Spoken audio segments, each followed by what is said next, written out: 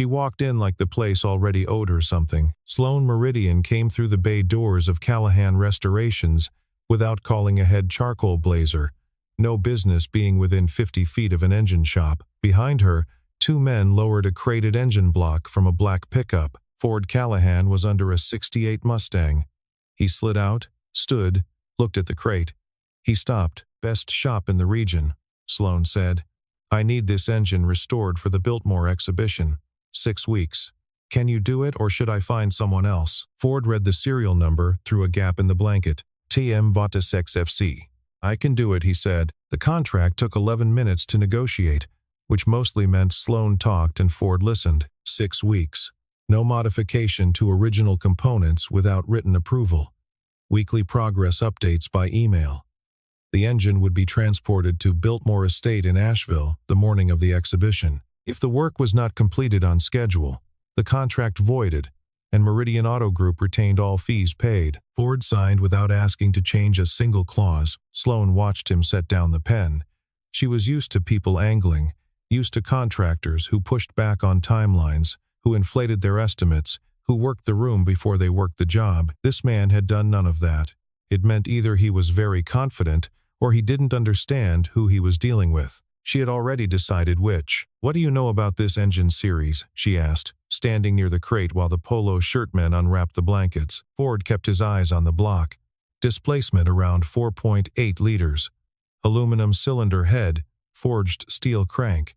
Custom bore spacing, not standard American V8 geometry. Whoever designed it wasn't working off a production template. Sloan made a note on her phone. The details were accurate. She had no idea how accurate, but she wrote them down. "Thank you," she said, in the tone people use when they mean that's enough. She left. Ford stood with the engine for a long time after her taillights disappeared from the window. He pulled a clean rag from his back pocket and pressed it against his palm, not because his hands were dirty, but because he needed something to hold. The shop was quiet. The overhead fluorescent buzzed at its usual pitch. He stood in that ordinary noise and felt something move inside him that he could not yet name. Not quite grief, not quite anger. Something older than either. TM Votasex FC. He had named it himself. Callahan Motorsport, V8, 2006, Ford Callahan. A private notation, never filed anywhere, never explained to anyone outside the room where it was built. He had used it as shorthand, as a date stamp, as a way of marking a moment in time when he had still believed the work would stay his. He had assumed the engine was destroyed in the year after everything fell apart. Warren had allowed him to assume that, and he had been too hollowed out to question it. He had been wrong. That evening, June came to the shop with a container of leftover pasta and 2 forks, which was their standard arrangement on Tuesday nights when Ford worked late. She was 9 years old and took the job of feeding her father with a seriousness that Ford found both touching and slightly ridiculous, since she could not yet reach the top shelf of the pantry without a step-stool. She set the food on the workbench and looked at the engine, which Ford had positioned under the main work light. "That looks like the drawing on the wall in your old office," she said. "The one from the photo." Ford handed her a fork. "Eat your dinner." June looked at him, then at the engine, then back at him. She had learned, in 9 years of living with this man, when to press and when not to. She picked up her fork. By the end of the first week, Ford had fully disassembled the engine and cataloged every component by hand in a yellow legal pad. Ford had always thought with a pencil, and the act of writing the measurements calmed something in him that needed calming. The engine had been well stored. 40 proof oil in the cylinders, original gaskets in protective sleeves, the intake manifold wrapped separately. Whoever had kept it understood how to preserve a thing without using it. He was cleaning the interior of the combustion chamber on the 3rd morning when he found it. Or rather, when he remembered to look for it. The flaw was small, a barely perceptible asymmetry in the port geometry on the 2nd cylinder, right side. Anyone running standard specifications would flag it, assume it was a manufacturing deviation, and correct it. Ford had put it there on purpose, in the spring of 2006, when he had started to suspect that the prototype might leave his hands before he was ready to let it go. It was his name in a language that no one else could read.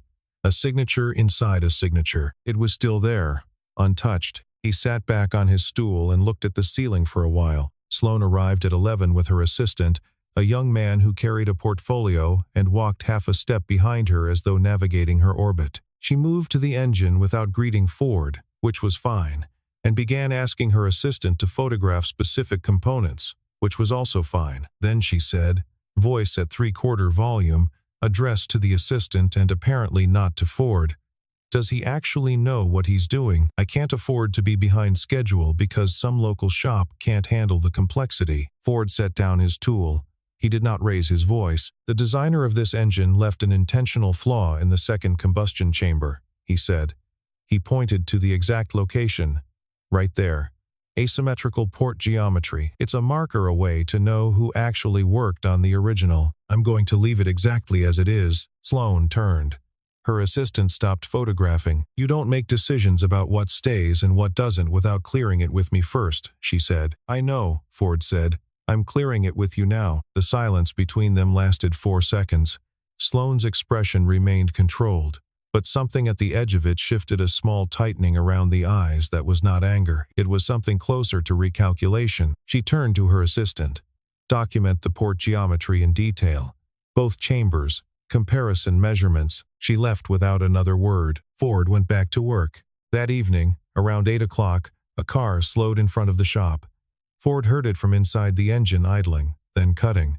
A door, footsteps on the asphalt. He assumed it was a delivery and didn't look up. Then, a knock at the side door. Ruth Engel was 60 years old and had the posture of someone who had spent decades at a desk, making sure other people's numbers added up. She had been Ford's neighbor on Edgewood Street until he sold the house 7 years ago. She was not the kind of person who showed up unannounced. "There was a car here," she said. "Black truck, Meridian plates." "There was," Ford said. "Who was it?" Ford watched her face. "Warren Meridian's daughter." Ruth Engel closed her eyes. Not dramatically. Just briefly, the way a person does when they receive news they were already half expecting. "My agreement expires in 3 weeks, she said. Ford said nothing. "I wanted you to know," Ruth said. "That's all." She walked back to her car. Ford stood in the doorway and listened to the engine fade down the street, and thought about what it meant that Ruth had come at all, and what she had been carrying for 15 years, and what 3 weeks meant in the context of a secret that was older than his daughter. On the Wednesday of the second week, Sloane came alone. No assistant. No portfolio. She parked on the street and came through the open bay door and stood near the engine without speaking for a moment, watching Ford work. He was fitting a replacement seal sourced from a specialty supplier in Ohio, correct material specification, and he did not rush through it because she was there. "How did you learn to do this?" she said eventually. The question surprised him slightly. Not the content, he had been asked versions of it before, but the register. It was a real question. "Built engines from the time I was 17, he said. "Motorcycles first, then cars. Then I got into design for a while." "Design," she repeated. "Engineering," he said. "Design and engineering." "It wasn't what I ended up doing for a living." She moved to the other side of the engine, looking at the components he had laid out in sequence. Her eyes moved like someone who was actually reading the arrangement, not just looking at it. "My father has had this engine in a temperature-controlled storage unit in Charlotte since before I finished college," she said. "He never let anyone near it. When he told me he wanted it at the exhibition, I expected it to be, I don't know, ceremonial, a piece of history on a pedestal." Ford was quiet for a moment. "What does he want it to be at the exhibition?" "A tribute," she said. 20 years of Meridian Motorsport. The engine that started it all." Ford laid the seal in place. He pressed it with 2 fingers, checked the alignment, pressed again. "Started it all," he said, and left it there. Sloane looked at him. He did not look back. June arrived at 3:15 because school let out at 3, and the shop was 4 blocks from the school. She came in through the bay door, dropped her backpack by the tool cabinet, and noticed immediately that there was a woman she didn't know standing near her father's work. "Hi," June said. "Hi," Sloane said. "I'm June." "I'm Sloane." June looked at the engine with the practiced eye of a child who had grown up surrounded by mechanical things. "Do you know what a hidden signature is?" Sloane glanced at Ford, then back at June. "I don't think so." "What is it?" "It's when someone puts something in their work that only they would know about," June said, setting her backpack down. "Like, so they could always prove it was theirs, Even if someone took the credit, my dad says that's what real craftsmen do. They don't need their name on a plaque because their name is in the work itself. She said it easily, the way children say things they have absorbed without realizing, and then went to the small refrigerator in the corner for her after-school orange juice. Sloane turned to look at Ford. He was still working. He did not look up. She left 20 minutes later. She sat in her car for a long time before she turned the key. In 15 years of running companies, first as her father's protege, then as CEO in her own right, she had never once sat in a parking lot afterward unsure of what she had just been shown. She wasn't sure what to do with that feeling. She drove back to Charlotte with the radio off. Warren called on Thursday evening. Sloane was at her desk in the Charlotte office when her phone lit up with his name. She answered on the second ring, as she always had. "How's the restoration?" he said. "On track," she said. "Callahan's thorough. He knows what he's looking at." A pause. "Make sure it's back in Charlotte by the week before the exhibition. I want our team to do a final inspection before it goes on display." "It's in Asheville," Sloane said. "The estate is 20 minutes from the shop. There's no reason to move it to Charlotte and then back. I want our team to see it first," Warren said again. Sloane turned her pen over in her hand. "Dad, why?" "Because it's important, Sloane. This is not a piece we leave to chance." The call ended with the logistics unresolved. Sloane sat with the phone face down on her desk and tried to identify what it was about her father's voice that felt off. Not the words, the weight behind the words. The way he had said this is not a piece we leave to chance, not as a statement of care, but as something closer to a directive. She put it aside.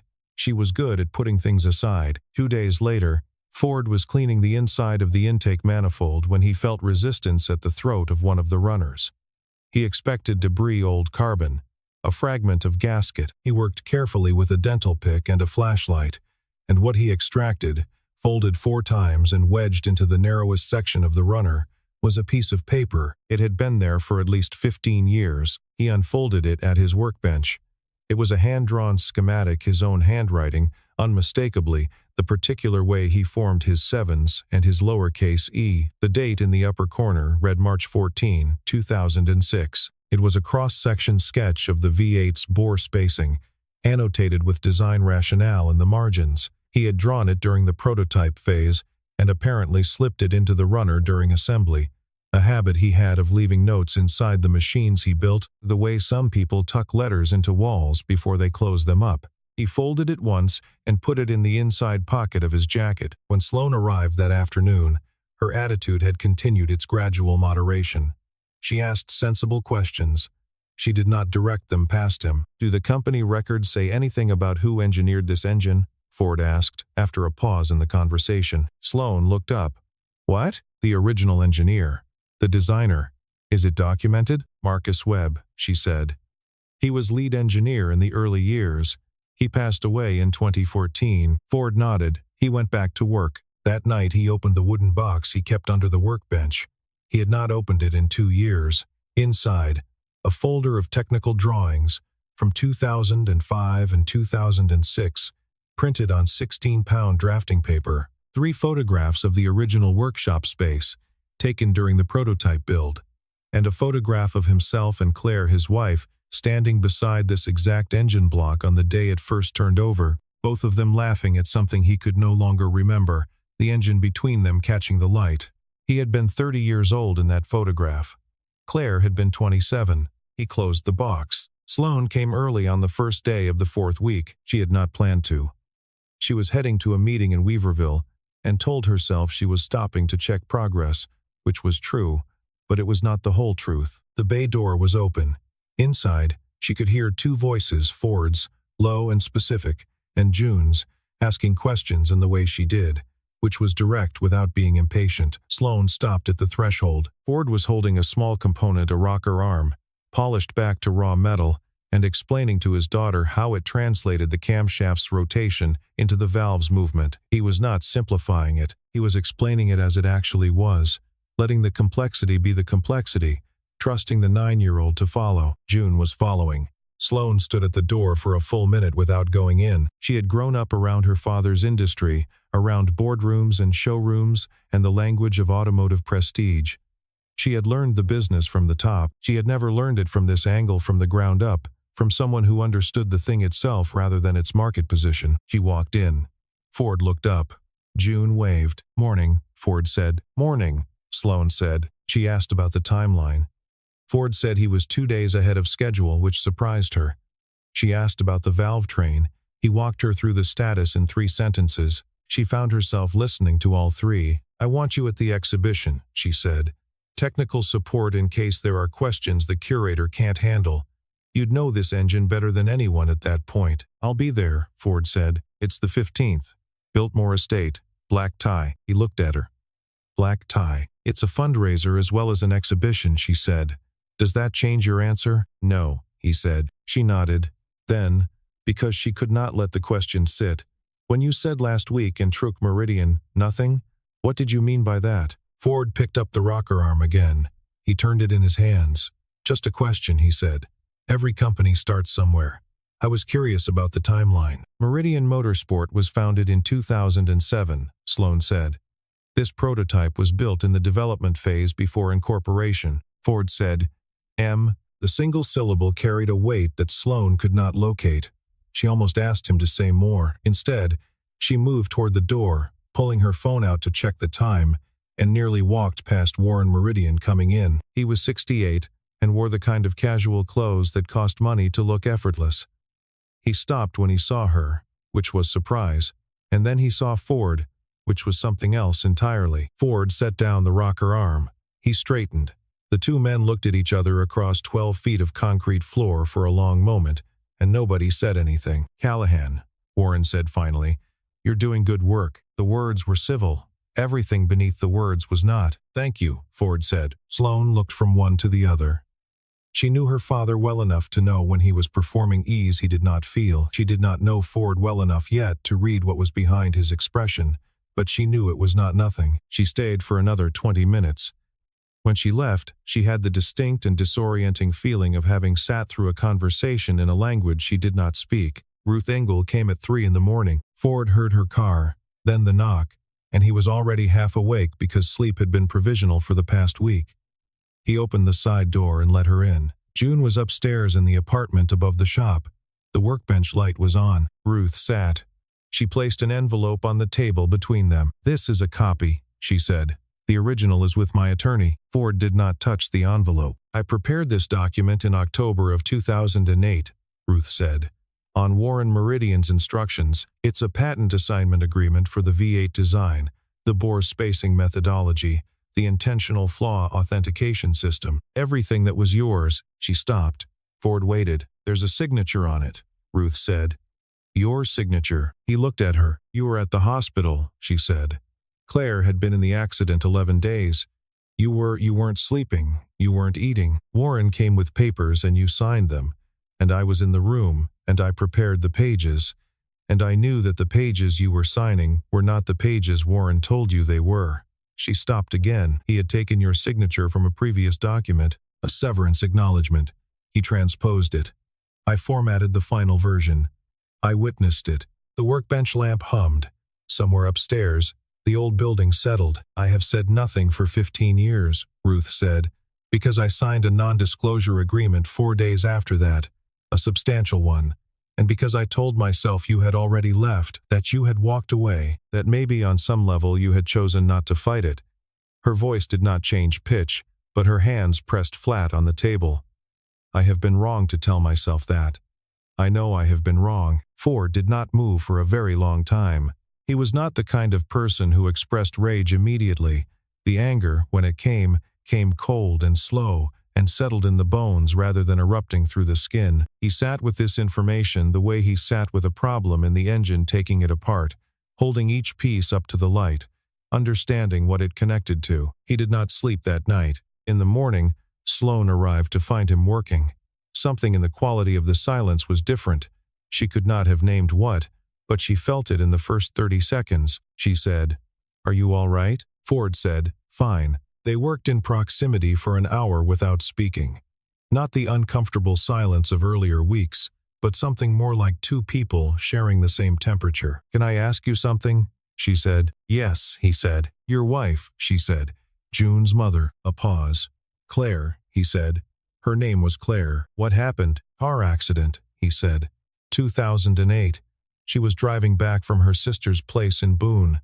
Rain, bad visibility. The other driver ran a light. He said it without decoration. The way people say things they have made peace with, at the level of language, even if not at every other level. Sloane was quiet for a moment. I'm sorry. Thank you, he said. She had asked the question because she wanted to know. She listened to the answer without planning her response, which was not something she did often. Then Ford said, I found something inside the engine.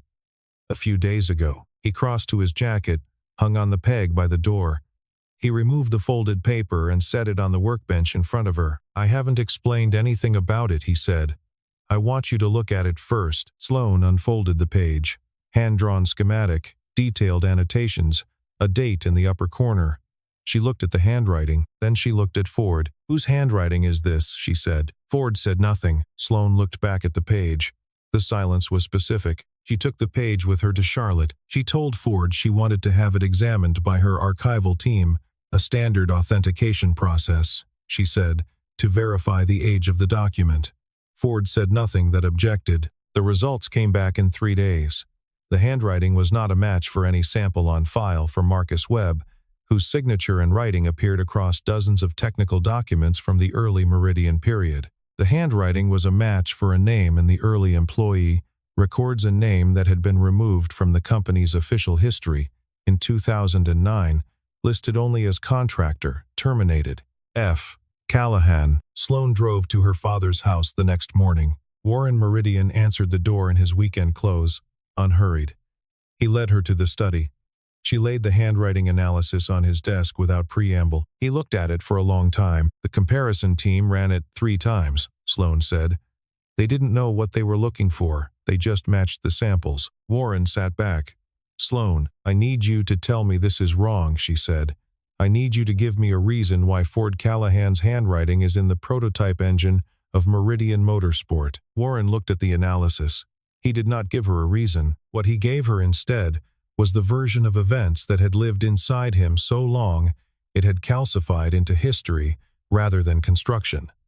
He told her that Ford had been unwell after his wife died, which was true, that Ford had wanted to step back, which was partially true, that the company had needed continuity, and that someone had to carry the design forward. You took his name off his own work, Sloane said. I carried his work forward, Warren said. Without me, there would have been nothing to carry. Sloane stood up. Warren said, this company has provided for thousands of people. For you. Don't let sentiment. She was already at the door. She drove to Asheville.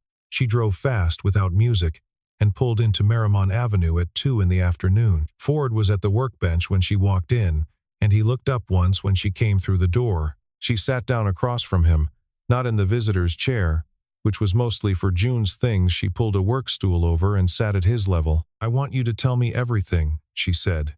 From the beginning. Ford looked at her for a moment. Then he put down his pencil. He told her. Not in the compressed, careful version he had rehearsed in the years when he thought he might someday need to tell it, but in the actual order it had happened, the design work starting in 2004. The 2 years of prototype development, the partnership with Warren, which had seemed, at the time, like the right structure for a man who was an engineer, but not a businessman. Claire's accident. The weeks at the hospital, the papers he had signed without reading, because he could not read anything, could not do anything, could not hold a thought together for more than 30 seconds. When he finished, he opened the wooden box from under the workbench. He laid out the drawings, the photographs, the page with the serial number CMV806FC annotated in his own hand, the initials explained in a margin note he had written for himself as a reminder that the code was his. Sloane picked up the photo. Ford and Claire beside the engine, 2006, both laughing. She set it down carefully. Then she stood and walked to the door and stopped with her hand on the frame. She did not say anything. Ford did not call her back. The engine stood in the center of the shop floor under the work light, patient as iron. She drove back to Charlotte in the dark. 3 days passed. Ford completed the final stages of the restoration. The engine was ready, better than ready. Every component returned to factory specification or better, the original integrity preserved, the intentional flaw intact and documented. He had kept a record of every decision, every measurement, in the yellow legal pad. June asked about Sloan on the second day. "Where's the woman from the car company?" she said. "Thinking," Ford said. June considered this. "About what?" "About what to do next," Ford said. June nodded, as though this was a satisfactory answer. It was. On the afternoon of the third day, Sloan came back. She had not called first. Ford heard the car on the gravel and recognized the engine sound. He had cataloged it without meaning to, during the weeks of her visits. He kept working. She came in. She stood near the door. "I'm going to make a public statement at the Biltmore exhibition," she said, "in front of the board, the press, and anyone who's there. I want to put your name back where it belongs in the official record, in the company's history, and in whatever legal process needs to happen afterward." Ford set his tool down. He did not speak. "I know what this does to my father," she said, "and to the company. I know the legal exposure, and I know what the board will say, and I know what it means for my position." She looked at him steadily. "I'm going to do it anyway." "Why?" Ford said. It was not a challenge. It was a genuine question. Sloan was quiet for a moment. "Because the first time I walked in here, I looked at you like you weren't worth looking at, and that was wrong before I knew any of the rest of it." She held his gaze. "I don't know how to fix that part, but I can fix the part I have the power to fix." Ford looked at her for a long moment. Not through her. At her. He had spent a great deal of time over the past 15 years looking at situations instead of the people inside them. It was a practical habit. It was also a defensive one. "The 15th is in 4 days, he said. "I know," she said. "I'll be there," he said. The door to the shop opened, and June came in at speed, backpack half unzipped, waving at Sloan with the ease of someone who had already decided that this woman was fine. "You came back," June said. "Are you staying for dinner?" "We're having." She glanced at Ford. "What are we having?" "I'll figure it out," Ford said. June turned to Sloan with full expectation. "The engine's done." "Did he tell you?" "It's done and it runs. Will you stay and watch him start it?" "He says the first time it runs is the best moment. He says that about every engine, but I think this one especially." The shop was full of afternoon light, coming in low through the bay doors, catching the dust in the air and the chrome on the finished engine. Sloan looked at Ford. Ford looked somewhere between the engine and his daughter. "Sure," Sloan said. "I'll stay." The Biltmore estate sat in the Blue Ridge Mountains above Asheville, like something a European duke had left behind and never retrieved. In October, the grounds wore their fall colors with a specific self-satisfaction, the maples full red, the oaks holding their last green. Inside the estate's main exhibition gallery, the V8 prototype sat on a low platform under directed lighting, finished and gleaming, the serial number visible on the driver's side of the block. Ford stood near the back wall. He wore a dark suit that had not been out of its garment bag in 4 years. He held a glass of water and watched the room fill with people who did not know he was there, or who he was, or what was resting on the platform between them. Warren Meridian gave the opening remarks at 8 o'clock. He was practiced at rooms like this, the modulated voice, the well-timed pause, the anecdote that made the business feel personal. He talked about vision. He talked about legacy. He said the name Marcus Webb with the weight of attribution, and several people in the audience nodded. Ford looked at the engine. Sloan stood at the side of the room through her father's remarks, holding a glass of wine she had not drunk. Her speech was printed on 3 index cards in her jacket pocket. It was not the speech she was going to give. At 8:23, she walked to the podium. She thanked the board. She thanked the estate staff. She said something brief and accurate about the restoration. Then, she put the index cards on the edge of the podium and did not look at them again. She looked toward the back of the room. Ford looked back. "The engine on display tonight was designed by one person," she said. "His name is not Marcus Webb. His name is Ford Callahan, and he is in this room." She paused. "I have documentation of this. Our archival team has verified it. What I am telling you is the truth of the matter, and what follows from that, the legal process, the historical correction, the accountability I am prepared to lead." The board members on the left side of the room exchanged looks. Several phones came out. The 2 journalists near the entrance were no longer chatting. Warren Meridian was already moving toward the door. The room went through its stages quickly. Confusion, alignment, volume. Sloan answered the questions that could be answered. She said she would have no further comment on her father's specific role until the legal process had a chance to operate. She was composed. She was not cold. Ford did not move from his position near the wall until the crowd had thinned.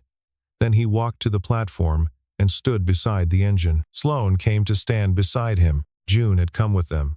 She had lobbied for 3 days, and Ford had run out of reasonable objections, and she stood on Ford's other side, one hand in his, looking at the engine as though it were something that deserved to be looked at. The room around them continued its low-grade chaos. None of the three paid it particular attention. "It looks good," Sloan said. "It does," Ford said. The engine sat between them and above them, restored and named, and no longer pretending to be anyone else's. 2 months later, Meridian Auto Group was in the middle of a restructuring that would take the better part of a year to resolve. 3 board members had resigned. The company's legal team was negotiating the terms of a settlement that would, at minimum, restore Ford Callahan's name to the official patent record and to the company's published history. The number being discussed was larger than Ford had requested, because Sloan had requested more on his behalf. Ruth Engel gave her formal deposition in the second week of November. Her non-disclosure agreement had expired on schedule. She sat in a conference room in downtown Asheville with an attorney on either side and said what she had carried for 15 years, clearly and completely, and then she went home and made soup. Warren Meridian had stepped down from the board the morning after the exhibition. He had not spoken to Sloan since. Ford received 3 calls from automotive journalists in the first week after the exhibition. He did not return any of them. He received a call from an engineering firm in Charlotte that wanted to discuss a consulting arrangement. He took that one. When a reporter from a local paper stopped by the shop and asked what he wanted from all of it, what he was hoping to get back, Ford thought about it for a moment. "My name in the right place," he said. "That's enough." The reporter wrote it down and looked up, expecting more. Ford had already gone back to work. On the last Friday of November, Sloan drove up from Charlotte without calling first. She had done this a handful of times now, and Ford had stopped being surprised by it, which was itself a kind of information. He was under a 1972 Chevelle when he heard the tires. He stayed where he was for a moment, listening to the car engine, to the door, to the footsteps on the gravel. He knew the particular sound of her walk by now. He came out from under the car and stood up. She was in the doorway. She had driven up from a meeting and was still in her work clothes, but she had left her jacket in the car. "Hey," she said. "Hey," he said. In the corner of the shop, June was doing homework at the small desk Ford had installed there after it became apparent that she would be spending a significant number of afternoons in the shop regardless. She had headphones on, which meant she was not listening, or was listening precisely, depending on her judgment of the moment. The late afternoon sun came through the bay doors at the angle it always came at this time of year, low, flat, turning the concrete floor amber, and catching the chrome on the cars in progress. It was the hour Ford had always liked best in the shop. Sloan stepped inside. She looked at the Chevelle, half disassembled, components arranged on the floor in the sequence they would return. She looked at the legal pad on the workbench. She looked at the framed photo Ford had put up on the wall 3 weeks ago, himself and Claire beside the prototype. 2006, the only thing he had ever hung in the shop. She didn't ask about it. She already knew. She sat on the workbench stool. Ford sat on his, across from her. They talked about the restructuring for a few minutes. She told him the timeline for the patent correction. He asked one question. She answered it. Then they talked about something else, something unrelated, something that had nothing to do with engines or companies, or the last 15 years. June took her headphones off at some point and listened without pretending not to. The light moved across the floor. Neither of them had been looking for this, but the engine had always known whose hands it belonged to, and some things, once recognized, cannot be unknown.